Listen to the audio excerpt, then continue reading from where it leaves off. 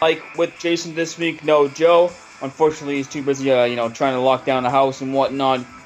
So he's got stuff to deal with. So Jason and I will hold down the fort tonight. We'll have a nice little quick show tonight. Obviously, some Stanley Cup final stuff that we can get to. But first, I want to talk about, start off by saying that Don Sweeney was interviewed in Buffalo for the GM meetings and discussed trading the first round pick this year, number 18 overall. There's reports that this year's draft class is a weak draft class compared to last year, where last year was sort of more deep. And also, with the way the Bruins have a ton of prospects in their system already, I'm okay with this. But obviously, I don't want Sweeney just to trade the pick away for nothing. I think if he's going to trade the pick away, either to get something good in return, whether it's a top four defenseman, a left wing forward to put with Krejci. I mean, I'm not just trading this pick away just to trade this pick away. If Don Sweeney's thinking about trading this pick, he's got to get something in return and something of value in return because, they discussed this earlier a little bit on Felger and Madsen. I kind of agreed with it for the little bit that I heard when they were discussing Bruins, is that Sweeney has drafted way better than he's had at trading than he has been at trading. I mean, you look at some of his trades he made. Lee Stempniak not good. Lyle's not good. The Hamilton trade's kind of iffy right now, but I mean, some people say that deal wasn't good. Zach Ronaldo was a terrible trade. I feel like, and some of his NHL signings have been kind of bad too. Like Bolesky hasn't worked out yet, and one of the big trades that also hasn't worked out either is Jimmy Hayes for Riley Smith. But the Bruins are stacked with prospects because Sweeney's been drafting and developing players, and he's been adamant about not rushing the process, and he wants to buy time for the younger kids to grow. So I am okay with Sweeney trading this pick, but it's got to be for something of value, Jason. You know what, and that's the truth. It does have to be something of value to play into it in the NHL draft. I mean, I could definitely see them shopping the pick if it's not a big draft because of his other draft picks getting better. So it might be a good move. Sweeney might be really turning this around, but I couldn't see it. I couldn't be against him trading the pick because he does have a lot of players that are going to be coming up in the next few years, and his drafting has been fantastic, and the players in Providence have been playing well. So it's a good option to have. Oh yeah, it's a great option to have, and especially because 2 years ago they had the 3 picks in a row, 13, 14, 15. Last year they had 2 first-round picks with McAvoy, and then they put Trent Frederick in the later rounds because they had the pick from San Jose.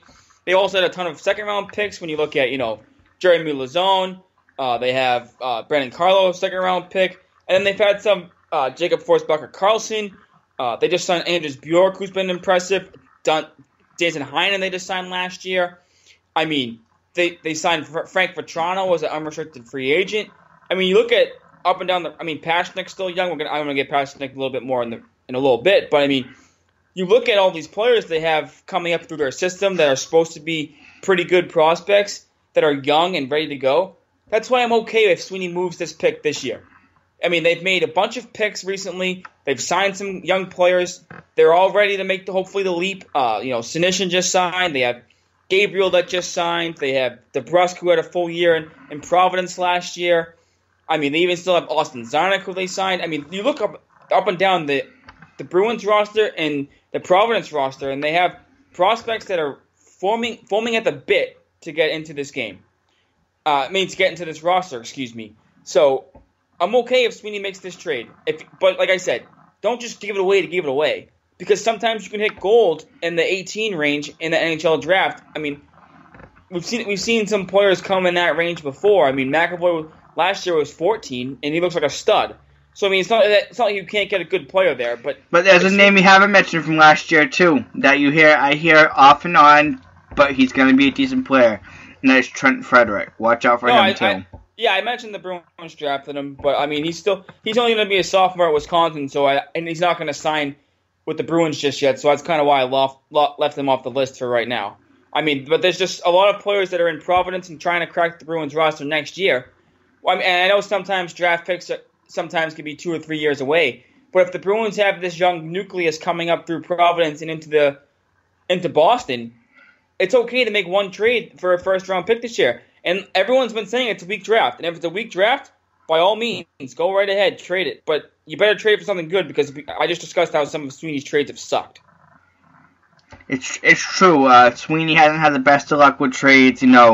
Maybe he'll learn from his failures because the Bruins have a good young squad coming up, and it's true. He really hasn't had the best of luck with trades, but he might be able to turn it around. Yeah, hopefully he needs to turn it around, but we don't know. His track record right now says drafting good, trading, and signing players in NHL free agency bad. But that shouldn't scare him away from it. Don't let it scare him away.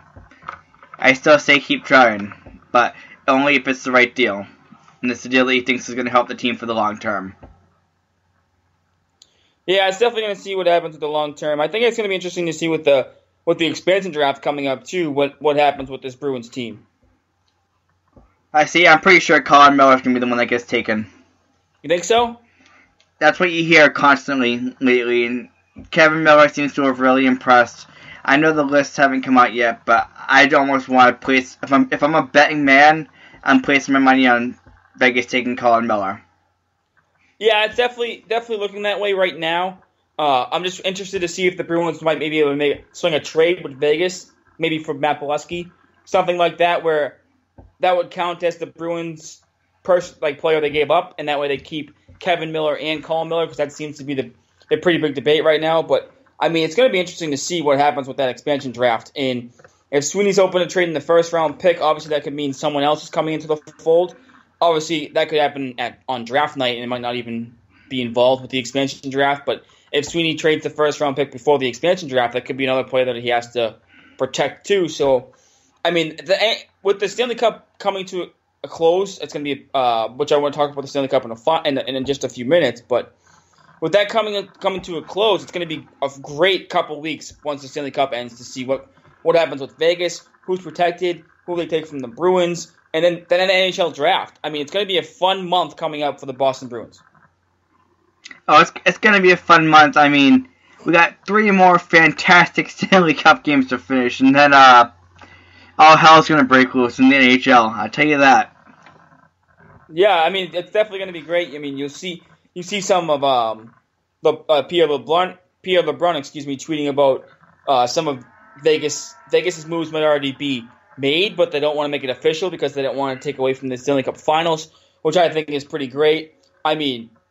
It's gonna, like you said, I'm excited for what's to come with this team. And when Sweeney also spoke to the media in Buffalo at the GM meetings, he also talked about how Patrice Bergeron and Tuukka Rask are both improving pretty well from off-season surgery. I think that's great to hear, obviously, because sometimes surgeries have complications, and sometimes players can take a little bit longer to heal from than others. But it's good to see that they're both improving and they're doing very well.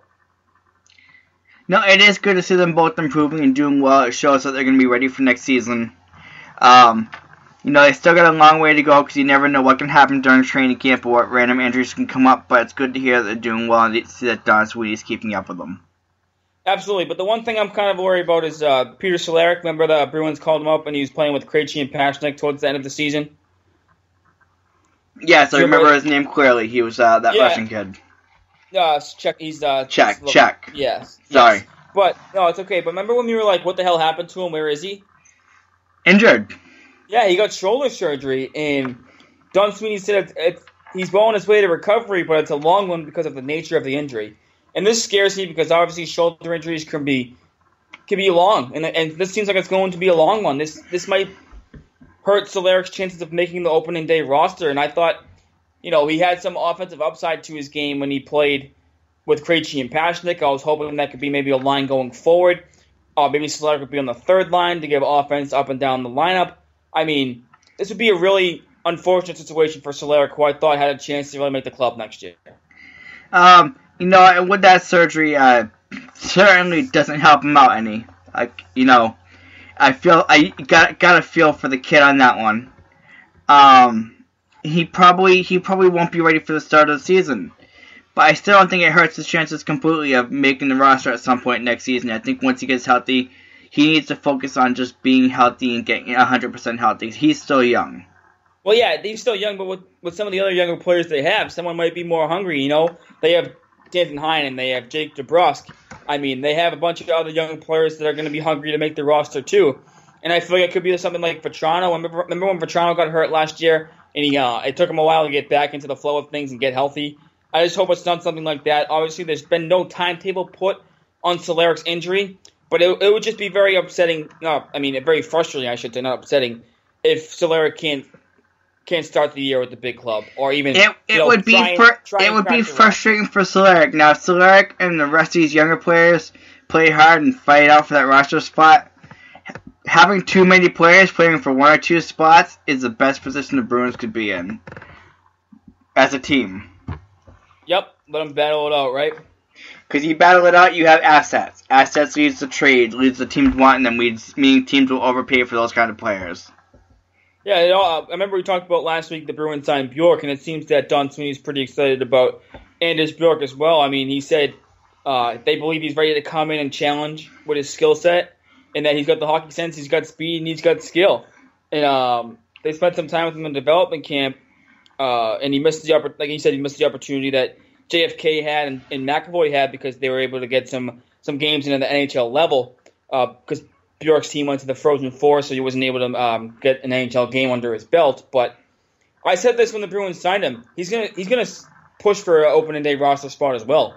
I thought he was one of the best players in college hockey. Obviously, he helped Notre Dame get to the Frozen Four. He was their best player, in my opinion, as well as their goalie, Cal Peterson. But Anders Bjork's going to put himself in the best position to make the roster, and I think he could have a very surprising year. I mentioned this in one of our tweets last week from our last week's show. I'm going to compare Anders Bjork to Jimmy Vesey because of the position in which both had to be signed to join the roster. Vesey jumped ship from the opportunity at the Bruins, and Bjork didn't. And it makes the argument, which player could be better, Bjork or Vesey? Yeah, it'd definitely be interesting to see who ends up being better. I think Bjork has a really good skill set, but I think Vesey obviously had a great year with the Rangers this year, but Anders Bjork hasn't had an NHL game under his belt yet. It's going to be interesting to see how he does, but so the Bruins hit on this pick with Anders Bjork. If I'm the Bruins, I might even consider putting them with Bergeron and Marchand to start the year. They did it with Riley Smith when Riley Smith came over in the Tyler Seguin trade, so I don't see why not putting him up there, see what he can do, even if it's just in preseason. See how he looks there and give him the opportunity to start right away. No, what do the Bruins have to lose? Mix it up. The Bruins are in and this is why I say the Bruins are in a fantastic position, not just now, but for the long term. This team, if I word this correctly, this team had a big opportunity to go far in the playoffs if it wasn't for the Senators and a couple of dumb offsides calls, which I want to get into later in the show about replay, what they're going to be working on.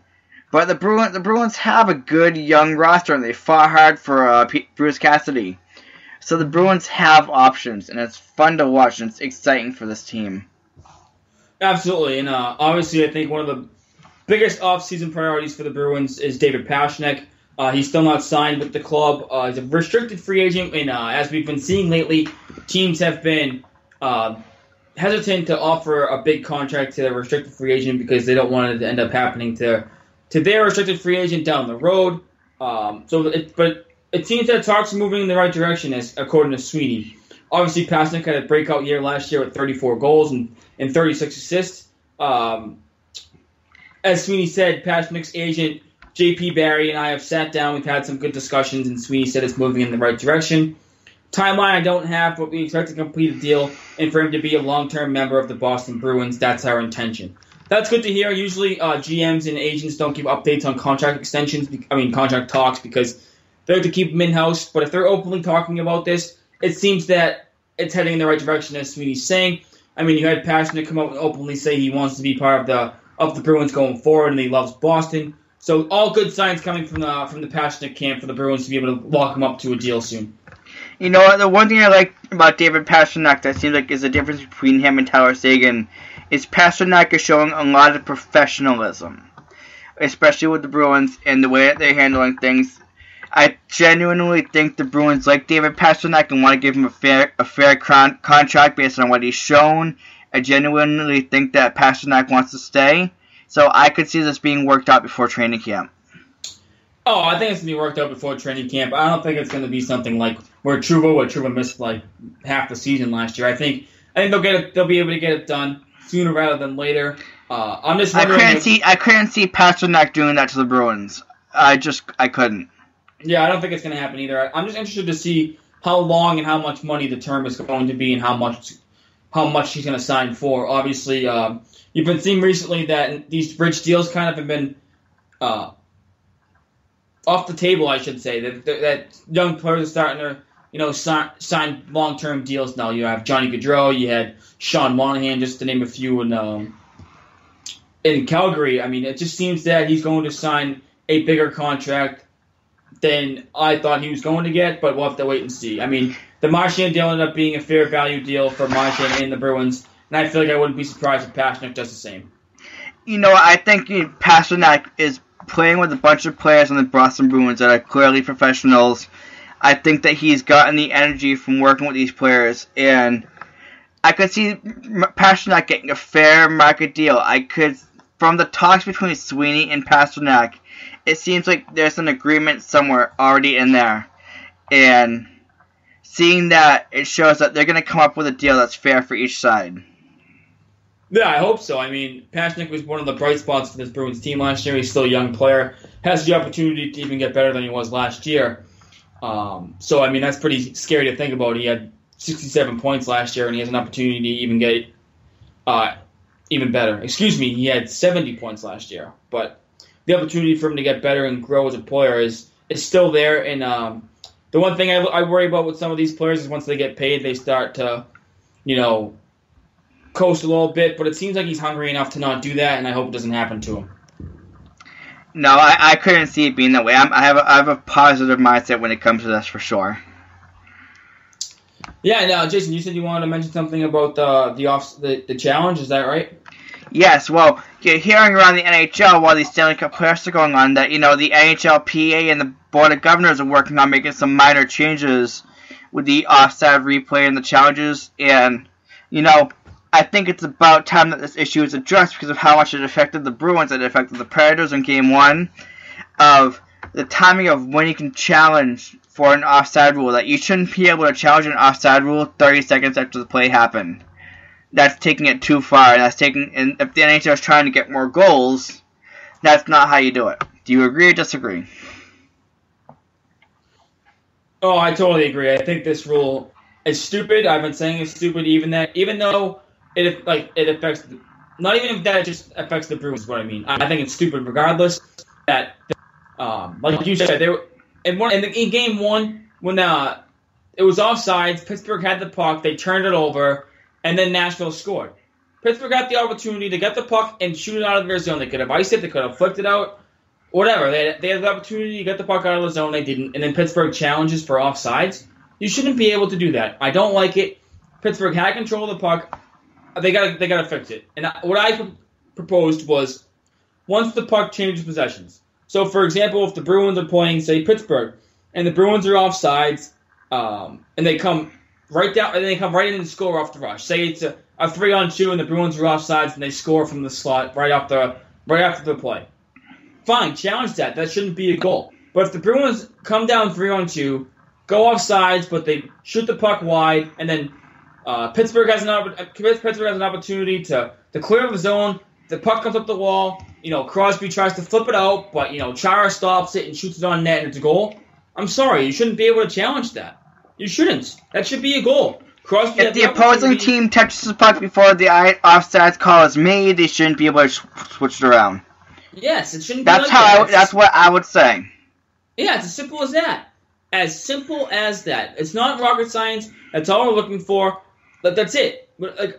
These offsides rules, where they're looking at the stupid iPads for 3 to 5 minutes and determining whether his skate blade was up in the air or not, by a hair, and the puck went in the net 30 seconds after the offsides was even called. What are we doing here? And the offsides rule is made for a reason, but not for these ticky-tack couple of centimeter calls that are inconclusive. Yeah. That's what needs to be changed for the sake of the game, because it's ruining the speed of the game. Right, and like you said, they want more goals. Well, if you want more goals, then stop calling these baloney stupid ticky-tack offsides calls. I will say credit the coaches for finding the loophole.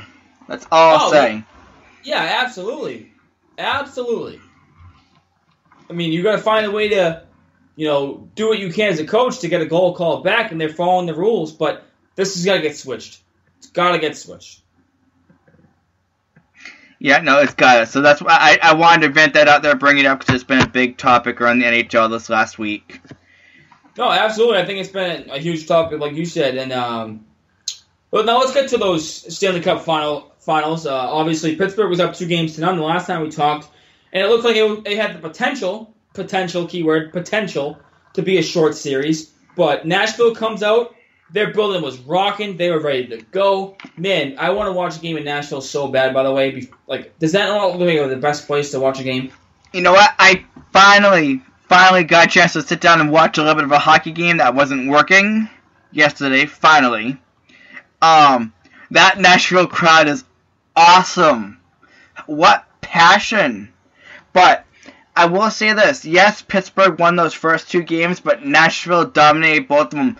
And this series is reminiscent of 2011, of how Nashville is playing smash-mouth hockey, and they're just wearing down this Penguins team, shooting the puck on net constantly and getting to Murray finally, and this is fun to watch. Oh, it's been really exciting. Every game I think has been exciting. The crowd's great in Nashville. I think even the Pittsburgh crowd has been really good too. Well, like you said, it's been defense. Nashville's more of a defensive style play, and Pittsburgh's more of an offensive style play. I think you're onto something there with saying it's like 2011, where Nashville's like the Bruins, where they had a good goalie, decent, really good defense. Forwards that were just up and down the lineup were solid. Didn't have any superstar forward, especially with Johansson out. And Vancouver's like Pittsburgh, where they had all the offensive guys going, and it's interesting to see going forward. And then now you have Pittsburgh being non-committal to Matt Murray going forward, and you kind of had the same thing before when they were leaving Pittsburgh, where Peter Laviolette was not sure if he was going to play Pekka Rinne in Game 3. I mean, this is. You gotta stick with these goaltenders. You gotta stick with these goaltenders and let them play out. Have some faith in them. I think so too, but it's just funny that it's even being discussed, because that's how much this series has been a whirlwind, and how everything's just been going everywhere. I mean, it's been a crazy 4 games. It's been absolutely absurd. It has, but what have you noticed in the shots on goal in those 4 games? Because there's one thing about those shots on goal that has stayed consistent. Yeah, Nashville's been out shooting Pittsburgh. Which makes me think, and I'm going to compare this Nashville team to the Bruins team, and this Nashville team, as much as they're defensive, they are more smash-mouth as well, which means their offense will take it to you. My biggest surprise, and you're going to hear the name, Frederick Gaudreau, scoring his first 3 career goals in the Stanley Cup Finals, and a guy that was at one point undrafted. Yeah, that's why I think it's really crazy to see these Stanley Cup playoffs. I mean, how there's so many different storylines. Nashville has like 20 different goal scorers. I mean, it's just bananas. They don't have really any big name forwards, and they're finding a way to get it done. And like you said, they're out shooting Pittsburgh. Pittsburgh used to be an offensive team. I mean, they have Crosby, they have Malkin, they have Kessel. I mean, superstars up and down the Pittsburgh offense, and they can't get anything going, really, because Nashville's been taking it to them. I will say the last game was pretty much, I think, one of the most even games of the series, even though Nashville ended up winning 4-1.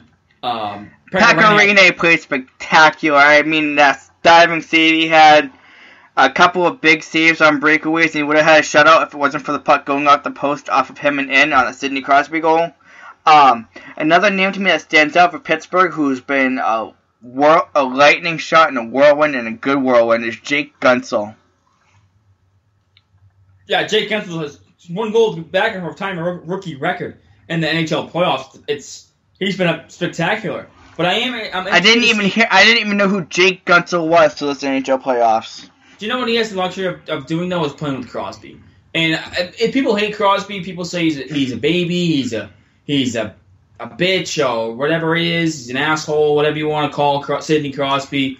Every name in the book, people hate him. People despise him. He's one of the best players in the NHL. He is. There's no denying that. And every time someone plays with him, they're better. I mean, like you said, you never heard of Jake Guentzel. He's been playing with Connor Sherry. I mean, he's playing with Rust. He's playing even Kunitz. Kunitz was always a good player. But I mean, when he played with Crosby, he was lighting it up. I mean, then you had James Neal who played with Crosby and scored 40 goals. He never scored 40 goals again. Crosby makes players around him so much better, and he's never really had a superstar around him. And there was another reference too. I'm gonna keep this going. Jimmy Murphy tweeted out yesterday the former Canadians on the Nashville Predators. Not just PK Subban, but remember Yannick Weber? Yeah, I do, actually. Imagine that. Those two players and the former Canadians getting the cup before the actual Canadians. Well, it's not over just yet, Jason. Game 5's going back to Pittsburgh. It's true, Game 5 is going back to Pittsburgh, and Pekka Rinne has struggled in Pittsburgh. But I'm still sticking to my guns in my prediction, which the Predators are going to win it. It's just the Predators dominated the first game. They have a smash ballot team, and I have a feel. And my gut tells me that they're going to wear Pittsburgh out. It might as well. It might as well happen. It could happen. I think it's looking like right now it's going to go 7 games. And what more can you ask for? You can't. It's Stanley Cup playoffs, Game 7. There's nothing more you can ask for. Is there? Because I think Pittsburgh needs to win Game 5 though. Because Pittsburgh has to win Game 5. I don't know how they can win in Nashville. Exactly. That's what I was going to say. Nashville's they've only lost 1 game at home ice the entire playoff run. Excuse me. I just can't. I mean, Pittsburgh played pretty well last game, but I mean that place is just rocking. It's loud. It's bananas. Everyone's going crazy. Everyone's standing up. They're chanting. They're yelling at the goalie. I mean, it's just a absolutely wildly entertaining event there. But I think Pittsburgh has to win Game 5 because if Pittsburgh goes back to Nashville, if it goes back to Nashville 3-2, Nashville, that place is going to be literally the most hectic place I've ever seen in my entire life. Now, I'm saying back here before I make my prediction, I go through the last 3 games when it comes to certain scores, just to see if I can figure out. Yeah, the Predators won that game. Shots on goal there. The home games, Predators dominated and lost. Yeah, I know. And the reason, and my prediction is that the Predators will win against the Penguins in Pittsburgh because they've dominated those first 2 games in Pittsburgh. The only reason they lost was because Matt Murray stood on his head, and Pekka Rinne was awful. I could see the Predators winning in 6, yeah. Predators in 6? I mean, as of right now... Finishing at 6. I want to see a 7-game series, but I could see them finishing at 6 because I think Rinne is due. Rinne might be due, but like you said, it all depends on how he plays in Pittsburgh. Like, he's been sucking in Pittsburgh. It all depends on if he shows up. If he shows up, Pittsburgh... I mean...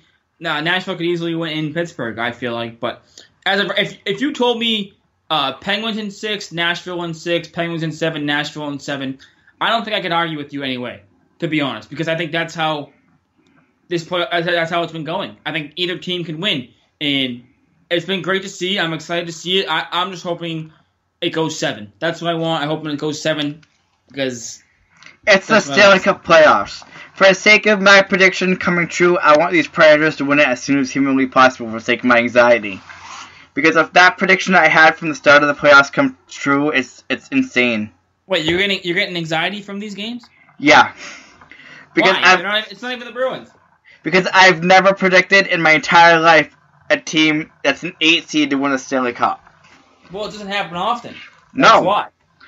No, it doesn't. That's why I'm anxious about it. I want the Predators to win just to prove how lucky I am. Yeah, I mean, I could. So you're saying Predators in 6? Yes. All right, I'm gonna say Penguins in 7, just to be opposite of you, because you had Nashville the whole way. I don't want to steal your thunder and jump on your bandwagon. So I'm gonna let you have it. I'm gonna say Pittsburgh in 7, just because I'm hoping it goes 7, just because I want Pittsburgh so I can win money. It's not because I want Penguins. I get that completely. It's not because I want them to win the cup. I just want to win money. But so I'll say Pitt in 7.